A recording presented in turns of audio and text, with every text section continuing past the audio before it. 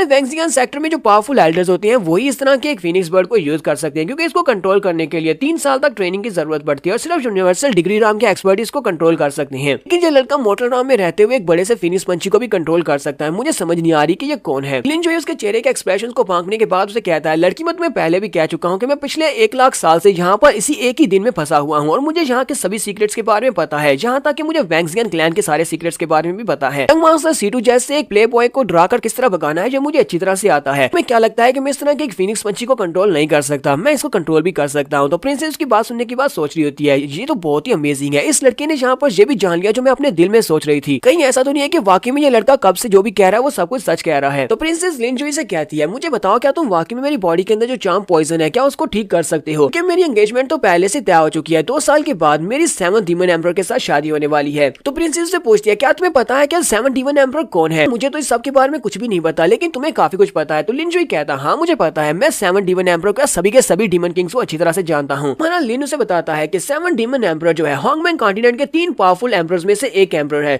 Demon star territory में उससे ज्यादा पावरफुल बंदा कोई भी नहीं है। तो तुम ये जानना चाहती हो कि वो कितना पावरफुल है, तो इस बात का अंदाजा इस बात से लगाया जा सकता है कि उसके हाथों से मरने वालों की तादाद कोई 2-4-50,000 नहीं है, बल्कि कई मिलियंस में है। तो प्रिंसेस उसे कहती है तो तुम्हें पता है कि वो कितना ज्यादा पावरफुल है और तुम मुझे यहाँ पर अपने साथ बिठाकर लेकर जा रही हो, और ऊपर से मेरे पर चार्म पॉइजन का इफेक्ट भी है। अगर मेरे फियांसे डीमन किंग को इस बारे में पता चल गया कि तुमने उसकी गर्लफ्रेंड के साथ कुछ गलत किया है, तो फिर क्या वो तुम्हें छोड़ेगा? लिन जुई से कहता है नहीं, ऐसा कुछ भी नहीं होने वाला, वो तो मुझे टच भी नहीं कर सकता क्योंकि रात 12 बजे मैं दोबारा से रीइंकार्नेट हो जाऊंगा और मेरे बारे में तुम सब कुछ भूल चुकी होगी। लिन जुई उसके पास ही बैठ जाता है और उससे कहता है फिलहाल के लिए हम इस बारे में बात नहीं करते, मेरी रीइंकार्नेशन को दोबारा रिसाइकल होने में पूरे 3 घंटे हैं और मुझे लगता है कि 3 घंटे में हम लोग 5 बार कर सकते हैं। तो यहाँ पर आपको पता होना चाहिए कि क्या करने की बात हो रही है। उसकी बात सुनने के बाद बहुत ज्यादा शर्माना शुरू कर देती है और कहती है क्या क्या हम लोग 5 बार करने वाले हैं? इसी के साथ हमारा लिन जुई कहता है मुझे अचानक से अपनी बॉडी काफी अजीब सी महसूस हो रही है क्योंकि यहाँ पर बदलाव की शुरुआत हो चुकी है, उसका कर्स टूटने वाला है। प्रिंसेस के ऊपर जो चार्म पॉइजन है वो इफेक्ट कर रहा होता है और उस चार्म पॉइजन की वजह से क्योंकि उसके सामने लिन जुई होता है, लिन जुई से उसे प्यार हो जाता है। लिन जुई कहता है ये क्या बकवास है, इसका जो चार्म पॉइजन है वो इस तो इफेक्ट ले रहा है, मैंने तो अभी इसके साथ कुछ किया भी नहीं है और रीइंकार्नेशन होने में भी 3 घंटे बाकी है। लिन जुई अब यहाँ पर घबरा जाता है और उसे कहता है तुम कुछ ज्यादा ही जल्दी कर रही हो। प्रिंसेस उसे कहती है प्लीज मेरी मदद करो, मेरी बॉडी के अंदर से इस पॉइजन को निकाल दो, और साथ ही वो उसके सामने कुछ ऐसे पोजेस बना रही होती है जिसको हमारा लिन जुई बिल्कुल भी रेजिस्ट नहीं कर पा रहा होता। जल्दी से उसे वहीं पर गिरा लेती है और उसके ऊपर चढ़कर बैठ जाती है और कहती है हम लोग अभी तक लैंड नहीं हुए, चलो जल्दी से किसी जगह के ऊपर लैंडिंग करो। और उसके बाद हमारा लिन जुई वहीं पर किसी जगह के ऊपर लैंडिंग करता है और उसके बाद वो रात को 12 बजने से पहले हमारा लिन जुई उसके साथ कुछ कर लेता है क्योंकि उसे पता होता है कि 12 बजे के बाद उसका रीइंकार्नेशन साइकिल स्टार्ट हो जाएगा और वो दोबारा से अपने उसी घर में उसी बिस्तर में अपीयर होगा। लेकिन इस बार सब कुछ बदल चुका है। इस बार सुबह के वक्त का सीन दिखाते हैं। सुबह के वक्त जब सूरज निकलता है हमारा लिन जुई उठता है, वो उठकर बैठ जाता है और कहता है दोबारा से वही बोरिंग दिन शुरू होने वाला है। ऐसे वो उठकर साइड के ऊपर देखता है, उसके साइड के ऊपर प्रिंसेस जीजी लेटी होती है। प्रिंसेस जीजी को देखकर वो बहुत सा हैरान हो जाता है और चिल्लाकर कहता है ये क्या, तुम यहाँ पर क्या कर रही हो, मैं यहाँ पर क्या कर रहा हूँ? तो प्रिंसेस भी उठकर बैठ जाती है और रोना शुरू कर देती है। प्रिंसेस से कहती है तुम बहुत बड़े धोखेबाज हो, तुमने मुझे झूठ बोला, तुमने कहा था कि रात 12 बजे के बाद सब कुछ खत्म हो जाएगा, मैं तुम्हारे बारे में भूल जाऊंगी, इसी वजह से मैंने तुम्हारे साथ वो सब कुछ कर दिया। लेकिन रात के 12 गुजर गए और आज सुबह भी हो चुकी है और तुमने मेरे साथ वो सब कुछ भी कर लिया और तुम दोबारा से रीइंकार्नेट भी नहीं हुए। हमारा लिन जुई से कहता है अच्छा मुझे ये बताओ कि आज कौन सा दिन है, महीने का कौन सा दिन है? वो से कहती है आज जुलाई 27 है। लिन जुई कहता है ये कैसे हो सकता है, मैं पिछले 1 लाख साल से जुलाई 26 में फंसा हुआ था और आज जुलाई 27 है, इसका मतलब क्या हो सकता है? इसका मतलब यह है कि पिछले 1 लाख साल का जो कर्ज था वो खत्म हो चुका है, मैं दोबारा से उस रीइंकार्नेट नहीं होने वाला। जुनजी इस बात से बहुत ज्यादा खुश हो जाता है और खुशी के मारे उठकर खड़ा हो जाता है और कहता है तो फाइनली मैं उस कर्ज से बाहर निकल चुका हूँ। इसी के साथ ही हमारा जुनजी जहाँ पर इस हॉन्गमैन कॉन्टिनेंट के ऊपर सबसे पावरफुल लोग जिनमें 8 डिवाइन क्रीचर्स हैं, 4 हिमालय स्टार राम मास्टर्स हैं, इसके अलावा बहुत सारे छोटे सेक्टर्स के कुछ एल्डर्स और मास्टर्स हैं जिनसे उसने बदला लेना है। वो कहता है इन सभी लोगों ने मुझे बहुत ज्यादा काम मांगा था और हर बार ये लोग मुझे मार देते थे, लेकिन अब जबकि मेरा रीइंकार्नेशन साइकिल खत्म हो चुका है, यानी कि मेरे पास अब बहुत सारे दिन है, मैं आगे बढ़ सकता हूँ। सभी लोग मेरा इंतजार करना, मैं बहुत ही जल्दी तुमसे बदला लेने के लिए आने वाला हूँ। तो प्रिंसेस जीजी तो रोना शुरू कर देती है और चिल्ला कर उसे कह रही होती है तुमने मेरे साथ वो सब कुछ खा लिया और अब यहाँ पर तुम यहाँ से भाग जाओगे, तुम मेरी बिल्कुल भी केयर नहीं करोगे, तुमने मुझसे झूठ बोला और धोखा देकर मेरे साथ वो सब कुछ किया है, मुझे बहुत ज्यादा रोना आ रहा है। तो मेरा लिन जुई से कहता है प्रिंसेस में परेशान होने की जरूरत नहीं है, वो उसे अपने गले से लगा लेता है और कहता है इस बात का यकीन करो, मैंने तुम्हारे साथ अगर कुछ बुरा किया है मैं तुम्हारे साथ इस बात की रिस्पॉन्सिबिलिटी भी उठाता हूँ कि पिछले 1 लाख साल से मैं जहाँ पर जिस भी लड़की के साथ कुछ रिलेशनशिप रखता था अगले दिन वो लड़की मेरे बारे में सब कुछ भूल जाती थी। तो इस पूरी जिंदगी में तुम वो पहली लड़की हो जिसे मेरे बारे में कुछ याद है, तो मैं तुम्हारी पूरी रिस्पॉन्सिबिलिटी उठाता हूँ। हमारा लिन जुई कहता है मैंने ऐसा तो बिल्कुल भी नहीं सोचा था कि जब मैं अपने रीइंकार्नेशन साइकिल को छोड़ूंगा तो सबसे पहला काम ही यही करूंगा कि 3 बहुत ही पावरफुल डीमन एम्परर्स में से एक एम्परर की फियांसी को चोरी कर लूंगा। अगर एम्परर को इस बारे में पता चल गया तो वो तो मुझे नहीं छोड़ने वाला। लगता है क्या मुझे भी अपनी पावर्स को इंक्रीज करने के लिए कुछ अपनी कल्टीवेशन मेथड्स को भी अप्लाई करना होगा ताकि मैं अपनी कल्टीवेशन को आगे बढ़ा सकूं। रीइंकार्नेशन साइकिल खत्म हो चुका है, यानी कि मैं ब्रिलियंट की पावर को भी यूज कर सकता हूं। तो सबसे पहले शुरुआत वैंगजियन क्लैन से की जाएगी। प्रिंसेस जीजी हमारे लिन जुई से कहती है तुम्हें अपने वर्ड्स को पूरा करना होगा, तुमने मुझसे वादा किया है कि तुम मेरा ख्याल रखोगे। मैं कहता हाँ क्यों नहीं, मैं तुम्हारा पूरा ख्याल रखूंगा। इसी वक्त वहाँ पर इसकी एक एल्डर आ जाती है। वो एल्डर वहाँ पर आती है और कहती है कौन है यहाँ पर, हमारी प्रिंसेस जीजी को छोड़ो, तुम्हारी हिम्मत कैसे भी उसे टच करने की। वैंगजियन क्लैन की एक एल्डर होती है, वो अपने साथ काफी सारे सोल्जर्स को लेकर वहाँ पर आई होती है। लिन जुई से कहती है हमारी प्रिंसेस को छोड़ दो, ये हमारे क्लैन की एक सेंटर्स है। इस एल्डर का नाम बताया जाता है कि इस एल्डर का नाम जैंग कियान होता है, तो हम लोग इसको एल्डर जैंग भी कह सकते हैं। एल्डर जैंग अपनी प्रिंसेस को लेने के लिए आई है, जबकि लिन जुई को वो एक चोर समझ रही है, जहाँ पर उसको ये समझ रही है कि उसी ने इसको किडनैप किया है। जहाँ पर हम लोग अपनी एपिसोड 03 का एंड करेंगे और नेक्स्ट एपिसोड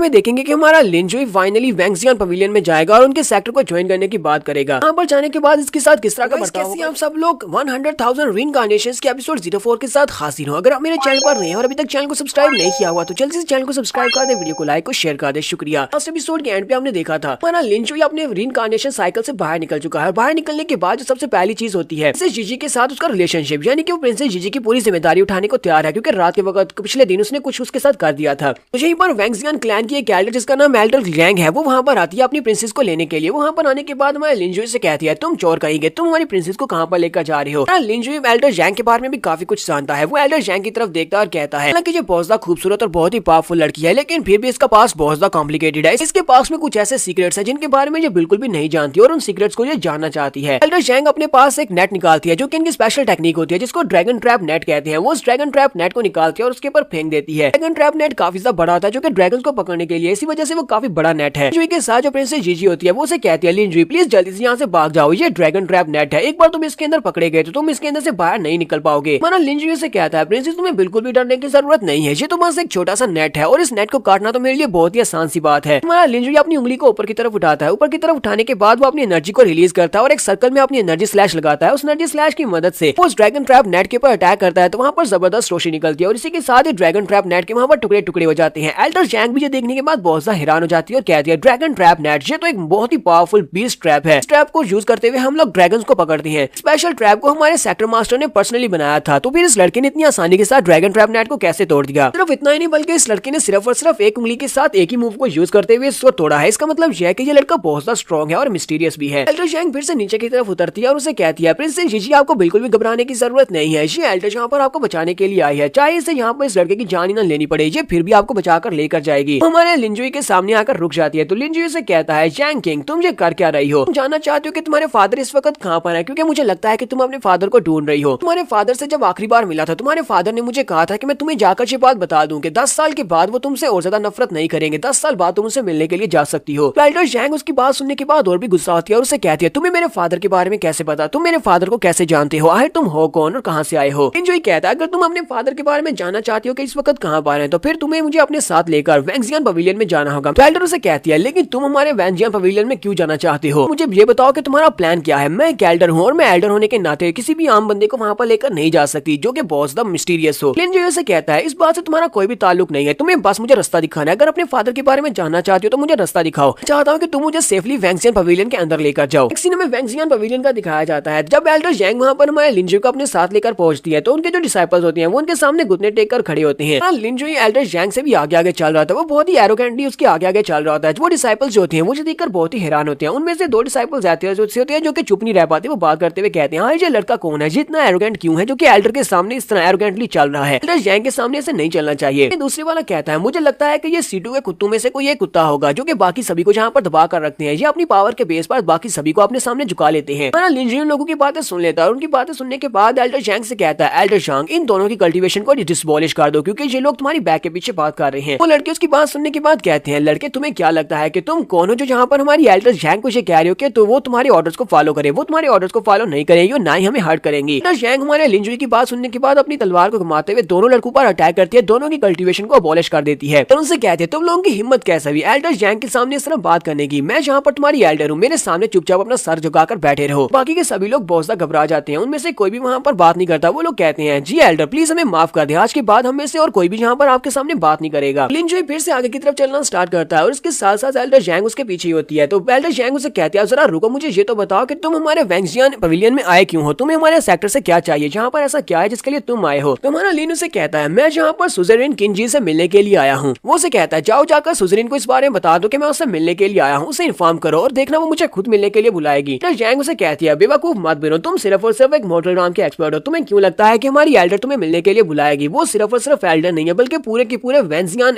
पवेलियन की मास्टर भी है। लिनजुई कहता है ये तो वक्त ही बताएगा कि वो मुझसे मिलती है या नहीं, तुम्हें क्यों लगता है मुझसे नहीं मिलेगी। वो आगे बढ़ता है जीजी के सर पे हाथ रखते हुए कहता है जीजी जाओ जाकर रेस्ट करो, पर मैं जहाँ का काम खत्म कर लूँ, मैं जाकर मास्टर से मिल लूँ, उसके बाद मैं तुमसे मिलने के लिए जरूर आऊंगा। वो उसे कहती है अच्छा ठीक है, फिर वो बाकी वहाँ से चली जाती है। तब एल्डर जैंग पीछे खड़ी सोच रही होती है आखिर इस लड़के ने उस लड़की के ऊपर ऐसा क्या जादू कर दिया है कि हमारी लिटिल सेंटेंस जीजी इसकी बातों को कितनी ओबीडियंटली मान रही है। वो चुपचाप इसकी बात मानकर यहाँ से चली गई। पर लिनजुई एल्डर जैंग को कहता है कि मैं यहाँ पर तुम्हें एक फार्मूला बताने वाला हूँ, तुम्हें जाकर अपनी मास्टर को ये फार्मूला बताना है। अगर तुम्हारी मास्टर ने ये फार्मूला सुन लिया तो देखना वो खुद मुझे बुलाएगी अपने आप से मिलने के लिए। इसके साथ ही हमारा लिनजुई से वो सारा फार्मूला बता देता है। तो ये फार्मूला मेरे तो किसी काम का नहीं है और ना ही मेरे पल्ले पड़ने वाला है, इसी वजह से मैं यहाँ पर इसको नहीं एक्सप्लेन करूंगा। एल्डर जैंग उसकी बात सुनने के बाद कहती है इसने जो फार्मूला बताया है ये तो काफी ज्यादा स्पेशल लगता है और इस तरह की बातें मेरी मास्टर को समझ आती है। हालांकि मुझे ये समझ में नहीं आया, लेकिन हो सकता है कि मास्टर सुजरिन को ये समझ आ जाए। तो जाके उसको बताकर देखते हैं, क्या पता वो इस लड़के को मिलने के लिए इनवाइट कर ले। एल्डर जैंग उसे कहती है ठीक है, मैं जाकर अपनी मास्टर सुजरिन सुजरिन को ये बताने वाली हूँ, तुम यहीं पर रुकना, इंतजार करना, मैं वापस आकर तुम्हें बताती हूँ। जो किसे कहता है ठीक है मैं यहीं पर तुम्हारा इंतजार करूंगा। तो हमारा लिंजुई वहीं पर रुका होता है। तो उसी वक्त उसे साइड के ऊपर से आवाज आती है, कोई कहता है सीनियर ब्रदर वॉच आउट। साथ ही ग्राउंड में बच्चे प्रैक्टिस कर रहे होते हैं, वो तलवारबाजी की प्रैक्टिस कर रहे होते हैं। एक लड़की एक लड़के के साथ फाइट कर रही होती है और अपनी तलवार के अटैक के साथ वो उस लड़के को हरा देती है। तो लिंजुई वहीं पर पहुंच जाता है। बाकी के लड़के उसकी तारीफें कर रहे होते हैं, वो उसे कहते हैं जूनियर सिस्टर तुम तो वाकई में बहुत अमेजिंग हो, तुमने अभी जिस मूव को यूज किया वो एक्स्ट्रा ऑर्डिनरी था। लिंजुई वहां पर आता है और उनसे कहता है लड़को तुम लोग क्या यहाँ पर स्वर टेक्निक को मास्टर करने की कोशिश कर रहे हो। उनमें से कुछ लड़के तो गेट पर थे, वो लोग उसे देखते ही बहुत ज्यादा घबरा जाते हैं और चिल्लाकर कहते हैं तो वही है। तो लिंजुई उन लोगों से कहता है तुम्हें मुझसे घबराने की जरूरत नहीं है, मैं कोई बुरा इंसान तो बिल्कुल भी नहीं हूँ, मैं एक बहुत ही अच्छा इंसान हूँ। वैसे तुम बाकी सभी लोगों से बात करते हो वैसे मुझसे भी बात करो। वो सभी लड़के जल्दी से उसके सामने अपने घुटने टेक देते हैं और चिल्लाकर उसे कहते हैं प्लीज हमें माफ कर दो, हमारे साथ कुछ भी बुरा मत करना, हम लोग तुमसे माफी मांगते हैं, हम लोग बस यहाँ पर ट्रेनिंग कर रहे थे। तो वो जूनियर सिस्टर हमारे लिंजुई की तरफ देखती है और कहती है तुम कौन हो, यहाँ पर ये सभी लोग तुम्हारे सामने इतने वियर्डली क्यों बिहेव कर रहे हैं। तो वो लड़के पीछे की तरफ घूमते हैं और अपनी सीनियर जूनियर सिस्टर को बताते हैं। वो कहते हैं तुमने दरवाजे के ऊपर दोनों डिसाइपल्स को नहीं देखा, उन दोनों डिसाइपल्स की कल्टीवेशन को डिबॉलिश कर दिया गया है, क्योंकि उन लोगों ने इस लड़के के खिलाफ वहाँ पर बुरी बातें की थी। इसी वजह से एल्डर जैंग ने उन दोनों को सजा देकर उनकी कल्टीवेशन को अबॉलिश कर दिया। इस वजह से हम लोग घबराए हुए हैं, कहीं हम लोग हमारे मुंह से कोई ऐसी बात ना निकल जाए जिससे हम लोग इसको प्रोवोक कर दें और कहीं हमारी कल्टीवेशन भी अबॉलिश न कर दी जाए। हमारा लिंजुई आगे बढ़ता है और उस लड़की से कहता है यहाँ पर ये बात इंपॉर्टेंट नहीं है कि मैं कौन हूँ, सभी लोग मुझसे डर रहे हैं लेकिन तुम्हें डरने की जरूरत नहीं है। पर इंपॉर्टेंट बात तो यह है कि मैं यहाँ पर तुम्हारी इस इंटरेस्टिंग टेक्निक को देखने के लिए आया हूँ। तुम यहाँ पर जिस टेक्निक को यूज कर रही हो मुझे पता है कि तुम डेरिवेटिव स्वर्ड स्किल्स यूज कर रही हो, लेकिन तुमने इस प्रैक्टिस को गलत किया है, यानी कि तुमने इसको गलत प्रैक्टिस किया है। बात सुनते ही वो लड़की भी हैरान होती है और कहती है क्या तुमने अभी भी क्या कहा कि मैंने इसको गलत प्रैक्टिस किया है, लेकिन तुम्हें हमारे डेरिवेटिव स्वर्ड स्किल के बारे में कैसे पता है, ये तो वैंगजियन पेविलियन का एक स्किल है। लिंजुई से बताता है कि कैसे तुम इस टेक्निक को यहाँ पर ठीक कर सकती हो, वो उसे इसके बारे में बताता है इसको कैसे ठीक करना है। जब तुम तलवार को उठाती हो तुम्हारी इंटेंशन सामने की तरफ होनी चाहिए कि पीछे की तरफ होनी चाहिए। बाद वो उसे कुछ बताता है जो कि उसी के पल्ले बढ़ने वाला है, मेरे पल्ले नहीं पड़ता। ये बात सुनते ही वो लड़की भी काफी हैरान होती है, उसे भी लगता है कि इसने जो टेक्निक बताई है वो ठीक बताई है। वो उसे कहती है मास्टर मुझे बताएं कि मैं इसको कहाँ से प्रैक्टिस करना स्टार्ट करूँ। हमारा लिंजुई वहीं पर बैठ जाता है, अपने कंधे पे हाथ रखता है और कहता है मैं तुम्हें दिखा सकता हूँ, मैं तुम्हें सिखा सकता हूँ अगर तुम मुझसे सीखना चाहती हो, लेकिन वो क्या है ना कि मेरे कंधे में बहुत ज्यादा दर्द हो रहा है। तुम्हें अच्छी तरह से पता है कि मेरे कंधे में दर्द हो रहा है, तो तुम्हें क्या करना है, अगर तुम सीखना चाहती हो तो फिर जल्दी से मुझे दिखाओ कि तुम्हारे पास कौन से मैजिक स्किल्स हैं। बस सुनते ही वो लड़की शर्माना शुरू कर देती है, फिर साथ ही वो कहती है अच्छा ठीक है, और वो उसके पीछे वाली साइड पर जाती है, जाकर उसका कंधा दबाना स्टार्ट कर दिया है। हमारा लिंजुई कहता है हाँ मुझे अब काफी अच्छा महसूस हो रहा है, तो इसके बाद मैं सोचूंगा कि तुम्हें ये सिखाना है या नहीं। क्योंकि सभी लड़के गुस्सा हो रहे होते हैं और कहते हैं हम लोग भी जूनियर सिस्टर से हम लोग ये सब कुछ करवाना चाहते हैं, लेकिन इस लड़के ने देखो कितनी आसानी से इससे ये सब कुछ करवा लिया। ये लड़का तो कुछ ज्यादा ही बेशर्म है, किस तरह ये लड़कियों से अपनी खिदमत करवा रहा है। तो उसी वक्त एल्डर जैंग भी वहाँ पर आ जाती है, वो लिंजुई से कहती है लिंजुई चलो जल्दी से आ जाओ, मेन हाल में हमारी चीफ सुजरिन तुमसे मिलना चाहती है। लिंजुई इस छोटी लड़की से कहता है ठीक है बाय, मुझे यहाँ से जाना होगा तुम्हारी मास्टर से मिलने के लिए, तो फिलहाल के लिए मैं तुम्हें कुछ भी नहीं सिखाऊंगा, बाद में तुमसे बात करूंगा। लिंजुई इस लड़की को बाय बोलने के बाद मास्टर सुजरिन से मिलने के लिए चला जाता है। उसके चले जाने के बाद मास्टर जैंग अपनी स्टूडेंट चियर से कहती है चियर तुम्हें पता है ना कि तुम्हारा मकसद क्या है, तुम्हारा मकसद और मार्शल आर्ट्स के सेकंड राउंड में कदम रखना है, लेकिन तुम यहाँ पर कर क्या रही हो, तुम बस इन बच्चों के साथ यहाँ पर प्रैक्टिस कर रही हो, तुम्हें बताया था कि तुम्हें आम मार्शल आर्ट्स की टेक्निक्स को मास्टर नहीं करना। तो चियर अपनी मास्टर से कहती है मास्टर ये बंदा कौन था, इस बंदे को हमारे डेरिवेटिव स्वर्ड स्किल के बारे में पता था और उसने मुझे यहाँ पर ये भी बताया कि मैं यहाँ पर गलती कर रही हूँ, मैं इस लास्ट मूव को अच्छे से प्रैक्टिस नहीं कर रही। तो जैंग उसे कहती है ये किस तरह की बातें कर रही हो, तुम्हें पता है ना कि हमारा ये डेरिवेटिव स्वर्ड स्किल ये वैंजियन सेक्टर का सीक्रेट स्किल है, इसके बारे में किसी को कुछ भी नहीं पता, और स्पेशली तुम्हारा ये लास्ट मूव जो 10वां मूव है, यानी कि इसकी जो 10वीं फॉर्म है वो अभी तक डिसाइफर भी नहीं की गई, फिर इस लड़के को इस बारे में कैसे पता चल सकता है। वो लड़की अपने बाजू को ऊपर की तरफ उठाती है और उसे कहती है मास्टर जैंग जरा देखना, उस लड़के ने मुझे जिस तरह बताया मैं बिल्कुल वैसे ही इसको दोबारा प्रैक्टिस करके देखने वाली हूँ, क्या वाकई में उसने सही बताया या गलत बताया। जब वो अपनी तलवार को ऊपर की तरफ उठाती है तो वो ठीक से उस टेक्निक को परफॉर्म कर लेती है, इसमें अभी भी कुछ थोड़ी बहुत कमी पेशियां बाकी है। एल्डर जैंग इस बात से बहुत हैरान होती है और कहती है ये इम्पॉसिबल है, हमारी फैमिली की सीक्रेट टेक्निक इस लड़के को कैसे पता चल गई, और 10th फॉर्म तो अभी तक रिलीज भी नहीं हुई, तो फिर इसको कैसे पता चला कि इस टेक्निक को इस तरह परफॉर्म करना है। उसी वक्त हमारा लिंजुई दूसरी तरफ मास्टर सुजरिन के सामने पहुंच चुका है जो कि वैंजियन पेविलियन की मास्टर है। तो यहाँ पर फिलहाल के लिए हम लोग अपनी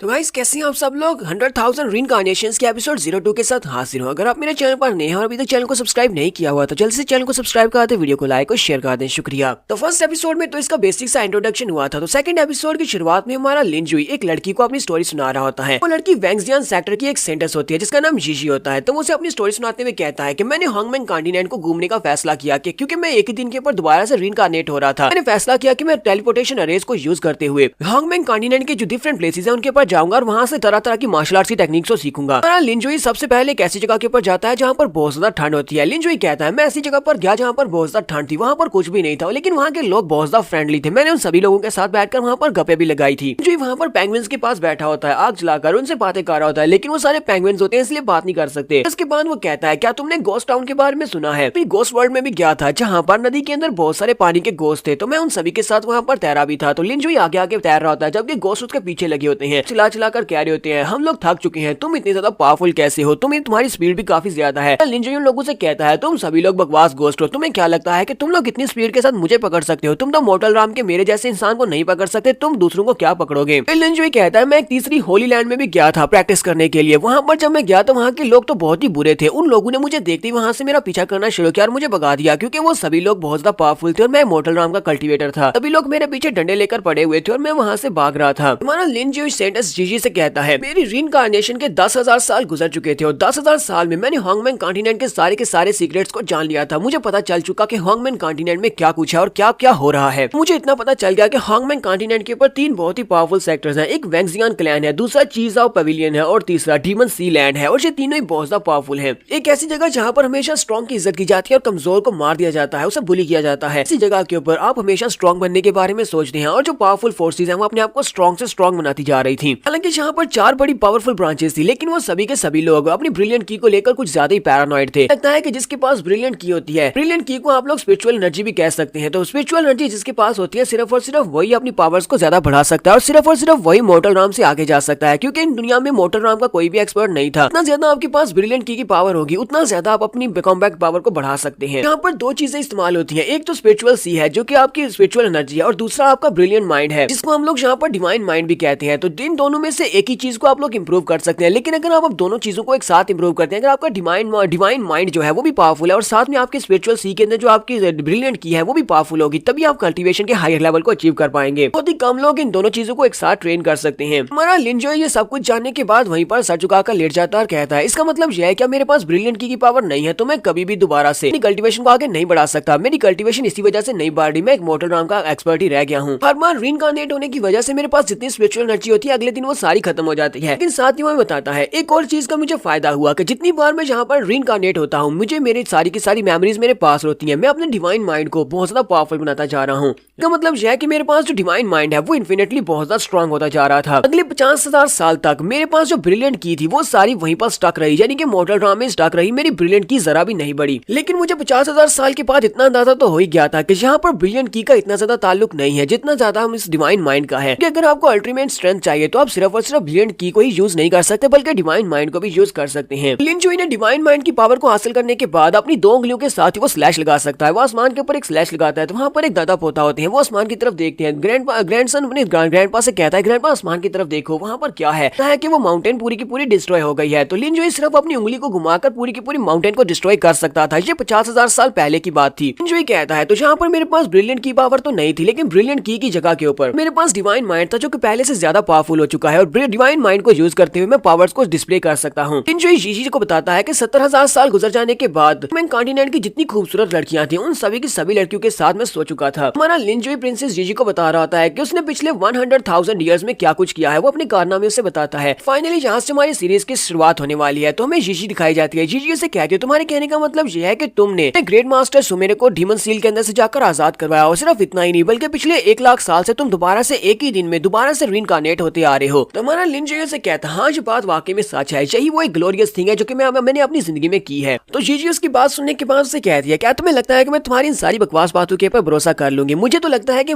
तुम्ही ने मुझे पॉइजन दिया है। हमारा लिंजुई से कहता है तुम्हें यहाँ पर परेशान होने की जरूरत नहीं है, मेरे पर भरोसा करो, मैं उन लोगों के साथ नहीं हूँ जिन्होंने तुम्हें पॉइजन दिया है, मेरे साथ आओ मैं तुम्हें बचा सकता हूँ। लेकिन वो उसकी बात को इग्नोर करते हुए सामने की तरफ चल पड़ती है और कहती है मुझसे दूर रहो, मुझे लगता है कि तुम एक बुरे इंसान हो, मैं तुम्हें फॉलो नहीं करूंगी। वो चलती हुई आगे की तरफ बाड़ी होती है। हमारा लिंजुई से कहता है तुम बस थोड़ा सा आगे बढ़ो, जैसे तुम थोड़ा सा आगे बढ़ोगे कुछ ही सेकंड में तुम्हारे सामने कुछ लोग अपने हाथ में मिसालें लेकर खड़े होंगे, लोग तुम्हें पकड़ने के लिए आए हैं, तुम आगे बढ़ोगे वो तुम्हें पकड़ लेंगे। तो जीजी उसे कहती है बस भी करो, मैं तुम्हारी किसी बात पर भरोसा नहीं करने वाली। तुम्हें क्या लगता है कि अचानक से यहाँ पर आगे से कोई निकल आएगा? अगर कोई निकल भी आया तो मैं वापस तुम्हारे पास नहीं आने वाली। जैसी वो थोड़ी सी आगे बढ़ती है तो उसके सामने 2 लोग होते हैं, उनके हाथ में मिसालें होती हैं और वो कहते हैं हमें प्रिंसेस मिल गई है, चलो जल्दी से उसके पीछे चलो, उसे पकड़ लो। वो दोनों बड़ी स्पीड से भागते हुए उसकी तरफ आगे बढ़ते हैं, जबकि प्रिंसेस भी काफी ज्यादा घबरा जाती है और चिल्लाकर कहती है कोई मुझे बचाओ। तो वो दोनों गुंडे उसकी तरफ आगे बढ़ रहे होते हैं और कहते हैं चलो जल्दी से पकड़ लो वरना यंग मास्टर में बिल्कुल भी नहीं छोड़ेंगे। तो प्रिंसेस जीजी भी जल्दी से जंप करते हुए पीछे की तरफ हट आती है और हमारे लिंजुई के पास आती है और उसे कहती है प्लीज मेरी हेल्प करो, इन लोगों को रोको, मुझे बचा लो। वो जल्दी से भागती हुई हमारे लिंजुई के पीछे आकर छुप जाती है। लिंजुई कहता है मुझे बताओ क्या तुम्हें मेरी बात के ऊपर भरोसा हो रहा है? वो उसे कहती है हाँ हाँ मुझे तुम्हारे पर पूरा यकीन है। तो लिंजुई से कहता है तो फिर ठीक है, फिर मुझसे एक बात का वादा करो, एक बार मैं यहाँ पर इन लोगों से निपट लूं उसके बाद तुम्हें मेरे साथ आना होगा। प्रिंसेस कहती है हाँ ठीक है मैं तुम्हारे साथ आऊंगी। तो लिंजुई उन दोनों गुंडों को वहीं पर मार देता है। उन दोनों को मारने के बाद वो प्रिंसेस जीजी को अपने साथ लेता है और कहता है मेरे साथ आओ। उसे अपने साथ लेते हुए एक बड़े से पेड़ के पास पहुंच जाता है। वो पेड़ अंदर से खोखला होता है। वो उसे कहता है चलो ठीक है अब जल्दी से इस पेड़ के अंदर चले जाओ, इसके अंदर एक सीक्रेट पैसेज है, तुम्हें जहाँ पर इसके अंदर पहले जाना होगा। वो उसे कहती है लेकिन तुम मुझे अंदर क्यों लेकर जाना चाहते हो, इसके अंदर क्या है और मुझे ये बताओ कि ये सीक्रेट पैसेज कहाँ पर खुलता है। तुम्हारा लिंजुई से कहता है मैं तो इस सीक्रेट पैसेज को बहुत बार इस्तेमाल कर चुका हूँ, तुम्हें अंदर जाने का इसलिए कह रहा हूँ क्योंकि एक बार तुम इसके अंदर जाओगी तो दूसरी तरफ जब तुम निकलोगी तो वहाँ पर वो लोग खड़े होंगे जो लोग तुम्हें मरवाना चाहते हैं, जिसने तुम्हें पॉइजन दिया और जिसने तुम्हारे पीछे लोगों को भेजा था वो तुम्हें वहाँ पर दिखाई देगा। तुम उन लोगों को चेक नहीं करना चाहती क्या, तुम जानना नहीं चाहती कि तुम्हें पॉइजन किसने दिया है? तो प्रिंसेस उसे कहती है हाँ क्यों नहीं, मैं उसको देखना चाहती हूँ, मुझे एक बार वो मिल जाए उसके बाद देखना मैं उसका क्या करती हूँ। वो बंदा जिसने मुझे नुकसान पहुंचाने की कोशिश की मैं उसे मार डालूंगी। हमारा लिंजुई से कहता है तो फिर चलो जल्दी से अंदर आ जाओ। तो वो दोनों सीक्रेट पैसेज के अंदर चले जाते हैं। थोड़ी देर उसके अंदर चलने के बाद जब वो दूसरी तरफ से बाहर निकलते हैं प्रिंसेस जीजी हमारे लिंजुई से कहती है जहाँ पर तो कोई भी नहीं है, तुमने क्या मुझे बेवकूफ बनाया है? तो लिंजुई से कहता है जरा सब्र करो, वहाँ पर सामने देखो वो लोग पहुंच आए हैं। तो जैसे वो लोग सामने की तरफ देखते हैं तो वहाँ पर उनके सामने एक यंग मास्टर होता है और उसके साथ दो गार्ड्स होते हैं। लिंजुई कहता है लो यही वो लोग हैं जिन्होंने तुम्हें पॉइजन दिया था। तो वो यंग मास्टर वही है जिसने पहले दिन हमारे जुंजी की जान ली थी। यंग मास्टर जिसका नाम सीटू जोई है, वो वेंगजियान पवेलियन के एक मास्टर जिसका नाम यान है, वो एक सुप्रीम एल्डर है, उसका बेटा है, इसी वजह से ये बहुत ज्यादा एरोगेंट है। वो हमारी प्रिंसेस जीजी को देखते ही कहता है ये कभी नहीं अभी तक होश में कैसे है? मैंने उन बेवकूफों को कहा था कि बेहोश होने के बाद इसे उठाकर ले आना। प्रिंसेस भी चिल्लाकर उसे कहती है सीटू जोई ये तुमने क्या किया है? तुम्हारी हिम्मत कैसे हुई मुझे पॉइजन देने की? क्या तुम मुझे मरवाना चाहते हो? मुझे ये बताओ कि तुमने मुझे कौन सा पॉइजन दिया है, ये किस किस्म का पॉइजन है? सीटू जोई उसे कहता है मैंने तुम्हें यहाँ पर एक स्पेशल पॉइजन दिया है जिसको चार्म पॉइजन कहते हैं। एक ऐसा पॉइजन है जिसका असर होने के बाद तुम्हें मुझसे प्यार हो जाएगा। ये एक बहुत ही स्पेशल पॉइजन है। ये सब कुछ इसलिए कर रहा हूँ क्योंकि तुम्हारे पास एक बहुत ही स्पेशल बॉडी है। अगर तुम्हारे साथ मैंने डुअल कल्टीवेट कर लिया तो तुम्हारी बॉडी के अंदर जितनी एनर्जी स्टोर है वो सारी की सारी मुझे मिल जाएगी और मेरी एनर्जी बहुत ज्यादा पावरफुल हो जाएगी और मैं बहुत ही हाई लेवल तक पहुंच सकता हूँ। साथ ही उसकी नजर जब लिंजुई के ऊपर पड़ती है वो उसकी कल्टीवेशन देखने के बाद कहता है प्रिंसेस जिंजी ये क्या तुम एक मॉर्टल राम के कल्टीवेटर के साथ क्यों घूम रही हो? ये तो एक कचरा है, तुम्हें कचरे के जैसे लोगों के साथ नहीं घूमना चाहिए। यहाँ पर हमारा लिंजुई उसकी बात सुनने के बाद हल्का सा मुस्कुराता है और हमें यहाँ की इनकी बेस के बारे में बताता है। वो कहता है इस दुनिया में कल्टीवेशन ही सब कुछ है। इन सभी लोगों को लगता है कि हमारा कल्टीवेशन लेवल ही डिफाइन करता है कि हम कितने पावरफुल हैं और हमारा लेवल क्या है। हंगमैन कॉन्टिनेंट में सबसे ऊपर ह्यूमनली एम्परर राम आती है, उसके नीचे ट्रांसेंडेंट राम आती है, फिर रिइनकार्नेशन राम आती है, उसके बाद यूनिवर्सल डिग्री राम आती है, फिर स्पिरिट राम आती है और उसके बाद लास्ट के ऊपर मोटर राम आती है। मोटर राम जो कि इस वक्त मेरे पास है और मैं सबसे ज्यादा वीक हूँ। मोटर राम के लोगों के पास क्योंकि ब्रिलियंट की पावर नहीं होती, इसी वजह से इन लोगों को लगता है कि मोटर राम के लोग कचरा हैं। तो लिंजुई कहता है ये बेवकूफ लोग अभी तक इसी बारे में सोचते हैं, इन्हें लगता है कि ब्रिलियंट की पावर ना होने की वजह से हम लोग मोटर राम में फंसे हुए हैं और कभी भी लेवल अप नहीं कर सकते। लेकिन अफसोस के इन लोगों को ये नहीं पता कि मेरी कल्टीवेशन लेवल इनके ह्यूमनली एम्परर से भी ज्यादा है। मास्टर सीटू जोई अपने साथ जो दोनों गार्ड्स होते हैं उनको अटैक करने के लिए आगे भेजता है और कहता है इस लड़के को मार डालो, प्रिंसेस को पकड़ा मेरे पास लेकर आओ। तो वो दोनों बड़ी स्पीड से उसके ऊपर अटैक करने के लिए आगे बढ़ते हैं। दोनों के पास उनकी तलवारें होती हैं। दोनों एक साथ जंप करते हुए हमारे लिंजुई के ऊपर अटैक करने लगे हैं। जैसे वो लिंजुई के करीब पहुंचते हैं हमारा लिंजुई अपने पास एक छोटा सा नाइफ निकालता है। छोटा सा नाइफ निकालने के बाद उसे सामने की तरफ घुमाते हुए एक स्लैश लगाता है। स्लैश इतनी ज्यादा पावरफुल होती है कि वो दोनों के दोनों गार्ड उसके साथ हिट होते हैं और वहीं पर गिरकर मर जाते हैं। इसके साथ साथ यंग मास्टर सीटू भी देखकर बहुत ज्यादा हैरान हो जाता है। हमारा लिंजुई उन दोनों को मारने के बाद यंग मास्टर सीटू से कहता है अगर मैं यहाँ पर एक मोटर राम का एक्सपर्ट भी हूँ फिर भी तुम्हारे जैसे कमजोर लोगों को मारना मेरे लिए बिल्कुल ऐसे ही है जैसे कि मैं कमजोर चिकन्स को मार रहा हूँ। यंग मास्टर सीटू जोई भी काफी ज्यादा घबरा जाता है और कहता है ऐसा कैसे हो सकता है? तुमने मेरे पावरफुल कल्टीवेटर्स गुलामों को कैसे मार दिया? तुम्हारे पास इतनी स्ट्रेंथ कहाँ से आई? तुम तो सिर्फ एक मोटर राम के एक्सपर्ट हो, मुझे बताओ कि तुम कौन हो? तो यहाँ पर हम लोग अपनी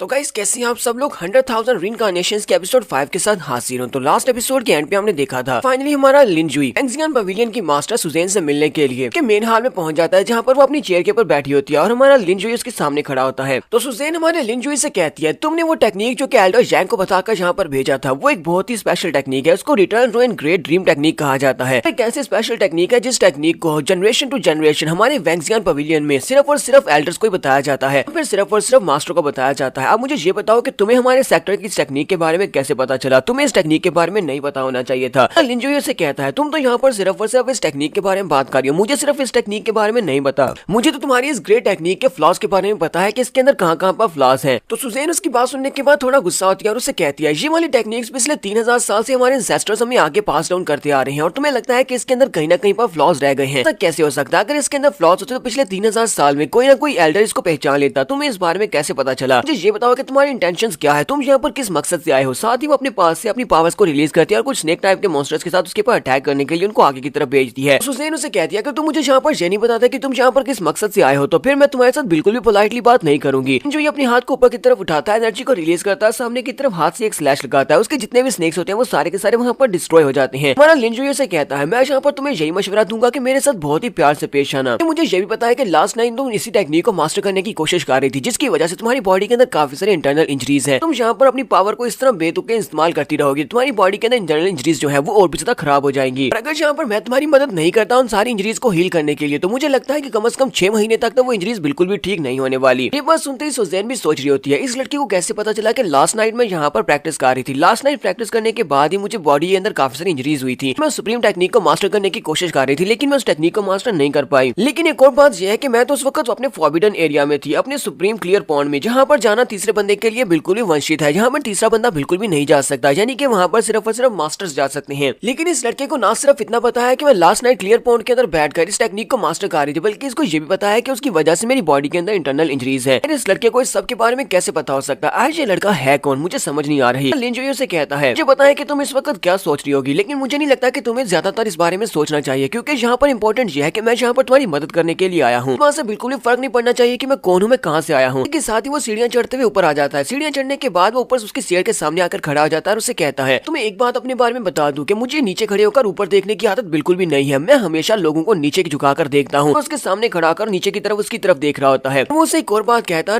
है दोबारा मुझे कभी भी डराने की कोशिश मत करना, क्योंकि मैं किसी की धमकियों से बिल्कुल भी नहीं डरने वाला। लिंजुई कहता है मुझे तुम्हारे सारे सीक्रेट्स के बारे में पता है, मुझे एक और बात भी पता है कि इस वक्त तुम्हें दो चीजें बहुत ज्यादा परेशान कर रही हैं। लिंजुई क्योंकि उसके बहुत ज्यादा करीब खड़ा होता है, इसी वजह से उसकी बॉडी के अंदर से उसकी की पावर रिलीज हो रही होती है। सुज़ैन भी सोच रही होती है ऐसा कैसे हो सकता है, ये लड़का तो मॉर्टल ड्राम के फर्स्ट लेवल पर है, मेरे सामने खड़े होकर इसका प्रेशर इतना ज्यादा रिलीज हो रहा है कि मेरी सांस बंद हो रही है। हमारा लिंजुई से बताता है कि वो दो बातें कौन सी हैं। वो उसे कहता है मुझे ये बात तो पता है कि डीमन सी लैंड और उसके साथ साथ रेड डीमन पवेलियन दोनों ने आपस में हाथ मिला लिए हैं, की वजह से वैंगजियन क्लैन के ऊपर और बहुत बड़ा खतरा आ चुका है, क्योंकि वो दोनों अगर आपस में मिल जाए तो वैंगजियन क्लैन वालों को बड़ी आसानी से वो हरा सकते हैं। तुम्हारा वैंगजियन क्लैन कभी भी इन दोनों क्लैंस में से किसी एक का हिस्सा नहीं बनना चाहेगा, तुम हमेशा से इंडिपेंडेंट रहना चाहते थे। फिर साथ ही हमारा लिंजुई से कहता है और दूसरी बात यह है तुम्हारी कल्टीवेशन लेवल, तुम एक लंबे अरसे से अपनी कल्टीवेशन लेवल में फंसी हुई हो, तुम रीइंकार्नेशन के लास्ट स्टेप के ऊपर फंसी हुई हो, लेकिन तुम दूसरी ट्रांसेंडेंट ड्राम में अपने आप को ब्रेक थ्रू नहीं करवा पा रही। चार कितने साल गुजर चुके हैं लेकिन तुम ऐसा नहीं कर पा रही। तुम्हारी इस खामी के बारे में पता है, मुझे ये भी पता है कि तुम कैसे ब्रेक थ्रू कर पाओगी, इसी वजह से मैं तुम्हारी इस खामी को दूर कर सकता हूँ। लिंजुई यहाँ पर उसके सामने अपनी डील रखता है। वो उसे कहता है कि तुम यहाँ पर मुझसे वादा करो कि तुम मेरी डील को एक्सेप्ट करोगी, तो उस डील के मुताबिक मैं तुम्हारी मदद करूंगा और तुम्हें मेरी मदद करना होगी। तो ज़ेन उसे कहती है अच्छा फिर ठीक है, मुझे बताओ कि तुम्हें मुझसे क्या चाहिए। और साथ ही वो सोच रही होती है इस लड़की को मेरी कल्टीवेशन के बारे में पता है कि मेरी कल्टीवेशन टॉप लेवल पर फंसी हुई है और मैं अगले लेवल में लेवल अप नहीं कर पा रही। ये लड़का है कौन जिसे मेरे सेक्टर के इतने ज्यादा सीक्रेट्स के बारे में पता है? तुम्हारा लिंजुई से कहता है मेरी डील बहुत ज्यादा आसान है, मुझे तुम्हारी सेक्टर का सुप्रीम क्लियर पॉइंट चाहिए ताकि मैं वहाँ पर बैठकर कल्टीवेट कर सकूं, ये बहुत ज्यादा आसान है। तो सेक्टर मास्टर सुज़ैन उसकी डील को एक्सेप्ट कर लेती है। यहीं से नेक्स्ट सीन हमें दूसरे मास्टर का दिखाया जाता है, मास्टर जानजू का सीन दिखाया जाता है। तो जानजू को जब पता चलता है कि उसके बेटे का एक बाजू कट चुका है, तो उसका बेटा जब उसके पास वापस आता है तो बहुत ज्यादा गुस्सा हो जाते हैं और चिल्लाकर कहते हैं कैसे हो गया। उसके सामने वो दोनों गार्ड्स होते हैं जो कि उसके साथ गए थे। वो उनसे कहते हैं क्या तुम लोग मेरे बेटे को प्रोटेक्ट भी नहीं कर सके? दोनों से कहते हैं सीनियर जानजू प्लीज हमें माफ कर दे, हम वाकई में मरना डिजर्व करते हैं, लेकिन असल में वो बंदा बहुत ज्यादा पावरफुल था। लेकिन हमें उस लड़की के बारे में न्यूज मिल चुकी है, हमें पता है कि इस वक्त वो कहाँ पर है। इस वक्त वो हमारी सेक्टर मास्टर सुज़ैन से मिलने के लिए मेन हाल में मौजूद है। जैसे वो वहाँ से बाहर निकलेगा हम अपने लोगों को वहाँ पर भेजने वाले हैं और उसे मार डालेंगे। बेटे के बाजू के कटने का बदला हम उसे लेकर रहेंगे। ये बात सुनते यार जानजू और भी ज्यादा गुस्सा हो जाते हैं और कहते हैं क्या वो बंदा वहाँ पर उस मेन हाल में चला गया? अच्छा ठीक है तुम लोग दफा हो जाओ, मैं तुम्हारी शक्ल नहीं देखना चाहता। तो वो दोनों ही गार्ड्स बहुत ज्यादा खुश हो जाते हैं और उसे कहते हैं मास्टर आपका बहुत बहुत शुक्रिया जो आपने हमारी जान बख्श दी, और वो उठकर वहाँ से जाने लगते हैं। जैसे वो थोड़ा सा आगे बढ़ते हैं उसी वक्त मास्टर जानजू वहीं पर खड़े खड़े अपनी आइस पावर्स को रिलीज करते हैं। वो अपनी आइस पावर्स को रिलीज करते हुए उनके ऊपर अटैक कर देते हैं। उन दोनों को भी समझ आ जाती है कि एल्डर ने उन्हें छोड़ा नहीं है। वो उसे गाली देते हुए कहते हैं कमीने कहीं के, तुमने यहाँ पर हमें धोखा दिया है, लेकिन अब तो देर हो चुकी है। ग्राउंड के ऊपर से आइस उनकी बॉडी के अंदर फैल जाती है और वो वहीं पर पूरे के पूरे आइस क्रिस्टल में तब्दील हो जाते हैं। मास्टर जानजू उन दोनों को आइस क्रिस्टल बनाने के बाद कहते हैं तुम्हारे जैसे कुत्तों का क्या फायदा जो कि अपने ही मालिक की रक्षा नहीं कर सकते, तो तुम लोग बिल्कुल बेकार हो। तो ऐसे कुत्तों को मार दिया जाता है और वो आगे बढ़ते हैं और अपनी पावर्स को रिलीज करते हुए दोनों क्रिस्टल स्टैचूज के ऊपर जाकर अटैक करने वाले हैं। उन दोनों के ऊपर अटैक करने के बाद वो उन दोनों की बॉडीज को वहीं पर टुकड़े टुकड़े कर देते हैं। यहाँ पर उसने उन दोनों गार्ड्स को मार दिया है तो उसका बेटा भी वहीं पर खड़ा होता है। उसका बेटा उसे कहता है डैड उस बंदे ने कहा था कि वो डीमन लैंड से आया हुआ है कैनवॉय है, क्या आपको भी लगता है कि वो कैनवॉय नहीं है, यानी कि वो डीमन लैंड से आया हुआ मैसेंजर नहीं है? डैड उसे कहते हैं बेवकूफ लड़के कहीं के, मैंने तुम्हें कितनी बार कहा है कि अपनी बेवकूफों वाली हरकतें छोड़ दो। तो डीमन लैंड से आया हुआ एनवॉय होगा वो इनविजिबल होगा, यानी कि वो यहाँ पर